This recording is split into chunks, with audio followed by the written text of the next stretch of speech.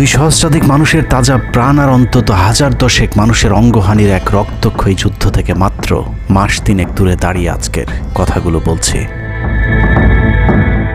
শহরের রাস্তায় এখনো শহীদ ওয়াসিমদের রক্তের ছোপ ছোপ দাগ লেগে আছে। স্বাভাবিক জীবনে ফিরতে পারেনি এখনো শহীদের পরিবারগুলো। ইয়ামিনের মা হয়তো কাউকে পেলেই জানতে চাইছে আমার খোকার উপর কিসের এত রাগ ছিল ওদের। আমার জানটারে কে মারলো, আমার কলজাটারে। সে প্রশ্নের উত্তর হয়তো কেউ কোনোদিন দিতে পারবে না। বুকের ভেতর গুলি নিয়ে নিস্তেজ পড়ে থাকা শরীরটাকে ওরা যেভাবে কুকুরের মতো টেনে হিঁচড়ে খেয়েছে, সভ্য এই সমাজে সেই উত্তর কি আসলেই আছে? পুড়ে যাওয়া লাশগুলোর কথা মনে করে সারা জীবন হয়তো হৃদয়টা পুড়তে থাকবে হতভাগা সেই মায়েদের। শহীদ ওমরের মা এখনো মানুষ পেলেই হয়তো প্রশ্ন করছে,